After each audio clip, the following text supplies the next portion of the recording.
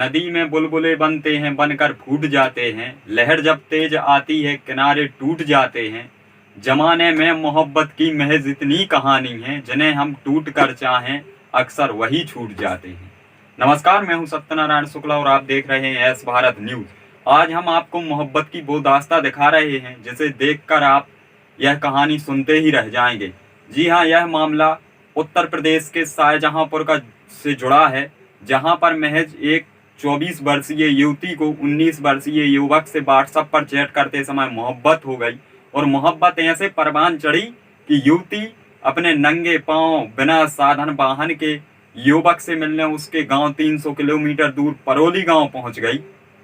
जब वह पहुंची वहां तो उसने अपने प्रेमी अमित को देखा तो वह बोली कि तुम तो नाबालिग हो, इसीलिए मैं तुम्हारे बड़े भाई से ही शादी कर लूंगी। यह पूरी कहानी देखिए आप एस भारत न्यूज की इस स्पेशल रिपोर्ट में। सोशल मीडिया के जमाने में आजकल फिल्टर वाली प्रोफाइल चित्र देखकर डिजिटल रूप से मोहब्बतें परवान चढ़ रही हैं। भले ही शक्ल सूरतें अच्छी ना हों, लेकिन अब आलम यह है कि बेरोजगारी है, ऐसे में लोग फ्री बैठे रहते हैं और वह कहावत भी है कि खाली दिमाग शैतान का होता है।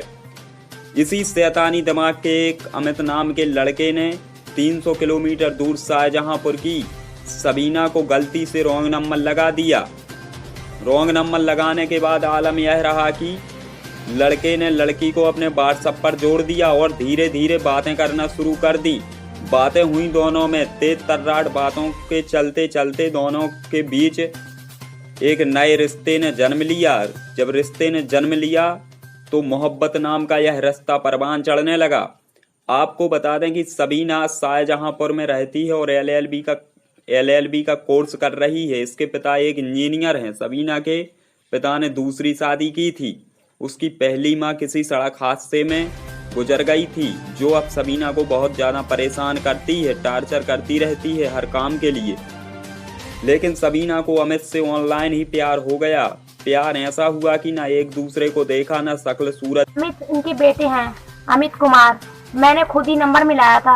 वो मैं एलएलबी करना चाहती नहीं थी। मतलब मेरी मम्मा जो है सौतेली बहुत डेंजर औरत है, फतेहपुर की गुंडी बताती। मुझे नहीं पता, आई डोंट केयर, मुझे कोई फर्क भी नहीं पड़ता कि वो कहाँ रहती है। मैं ऐसी जाहिल औरत से बात ही नहीं करना चाहती थी। मजबूरी है कि इसको झेलना। उसने मेरे ऊपर बहुत बड़ा एहसान किया, उसने मुझे पढ़ाया। सर, एहसान किसी का नहीं भूलना चाहिए। बात सच है, बताना। मतलब उसने मुझे इतना टॉर्चर करा, इतना अता दिया कि मैं घर छोड़ के चली आई।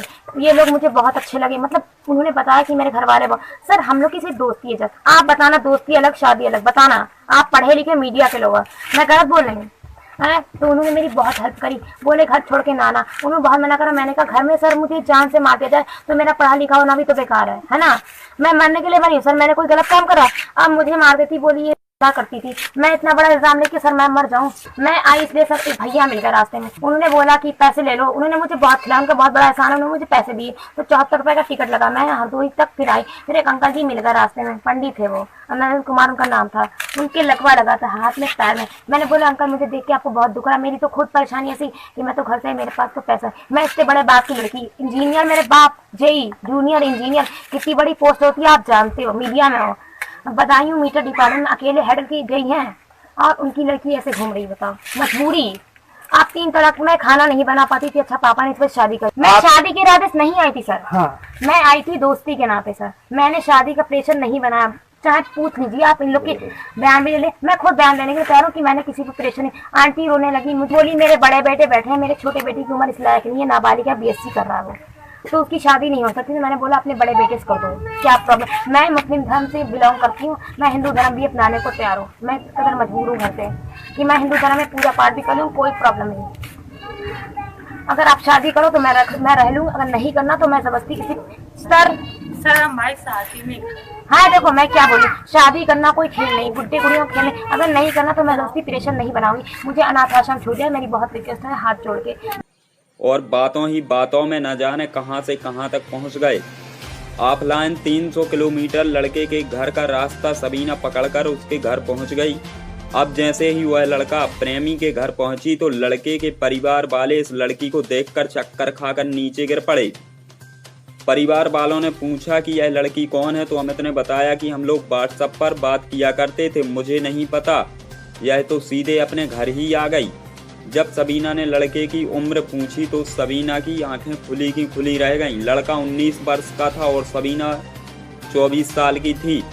सबीना ने कहा कि तुम नाबालिग हो, मैं तुमसे शादी नहीं कर सकती। लेकिन तुमसे शादी नहीं कर सकती तो क्या हुआ, पर तुम्हारे बड़े भाई से तो मैं शादी कर सकती हूँ। जैसे ही यह शब्द अमित के बड़े भाई ने सुने तो वह बिना जूता चप्पल पहने गीले खेतों में, पैरों में मिट्टी लगे हुए पूरे गांव में से बाहर निकलकर भाग गया। आलम यह रहा कि सबीना अभी भी उसी घर में बैठी है और लड़के के परिवार वालों का इंतजार कर रही है कि यह कमबख्त शादी करने की अनुमति दे दें। अगर मुमताज और शाहजहां भी होते तो इन दोनों की मोहब्बत को देखकर सलाम करते और 10-12 ताजमहल तो इनकी याद में ही बनवा देते। खैर, सबीना अभी भी उसी घर में रुकी हुई है। अब आगे देखते हैं इस कहानी में क्या ट्विस्ट आता है। अनुराग विश्वकर्मा के साथ सतीश सेन, एस भारत न्यूज, देवरी।